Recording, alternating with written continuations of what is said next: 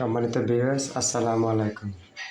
দেশ ও দেশের বাইরে থেকে যারা এই ভিডিওটা দেখতেছেন, নবী ইলেকট্রিক ও স্যানিটারির পক্ষ থেকে সবাইকে আন্তরিক শুভেচ্ছা জানিয়ে শুরু করছি।